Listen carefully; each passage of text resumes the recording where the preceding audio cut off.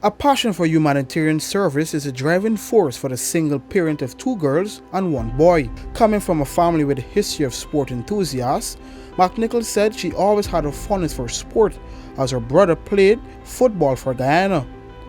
The move from just an onlooker to more of an active role came when she was advised to let her son, Shaquille Williams, join the club's cricket team in 2001 at the age of 7. So I was advised by a friend who said to me, take him to Malteenoes. Just take him. So I said, man, I have so many things going on in my life. I'm working, I have a business running, I'm at university. How am I going to do it? And then I said, you know what? This here is a boy. And this can help me to mold him and have him balance, because I always believe in balance. And so I took the advice and I went to Malteenoes. While I was at Malteenoes in the afternoons, I would take him, drop him, but at the same time he was doing track and field. And so some days I had to take him one day to police for him to practice, then back to Malteenoes the next day. So I was there like up and down, doing everything else with him. And I sat there many afternoons and I saw parents would come, drop off the children, and they would leave. And mothers too. And I said, no, I'll sit and look around because I want to see what is happening with the children. Her son went on to represent Ghana on the 15 and under 17 levels and is a graduate of the University of West Indies. But while the immediate attention was the caretaking of her son, she also made it a priority to assist the well-being of his teammates, many of whom also represented Guyana. For instance, Sian Daniels. Well, everybody knows right now that Sian is my other son, right? You have Stephen Sankar. You have Kwame Cross, the Norton brothers. You have this guy Vishal Narayan. All those youngsters.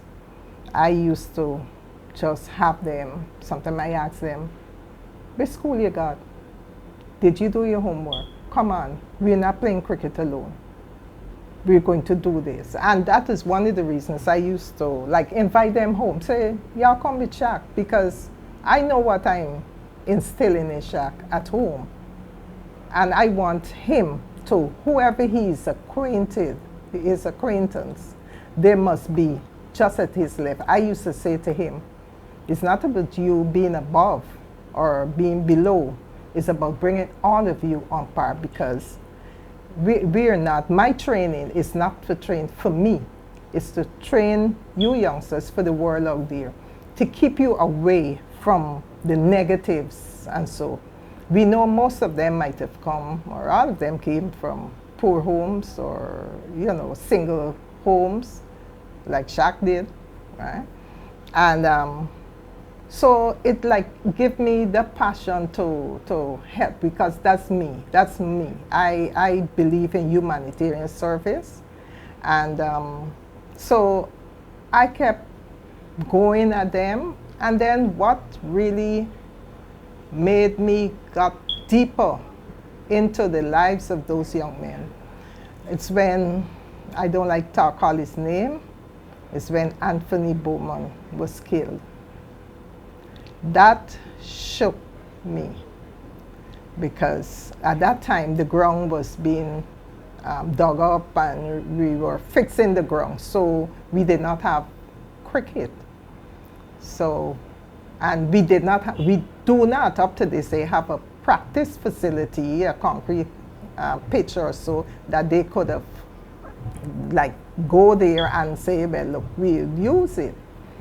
So they were all over the place. They gone at this club to practice, that one to practice. The next thing you know, he was at classes and was stabbed and killed.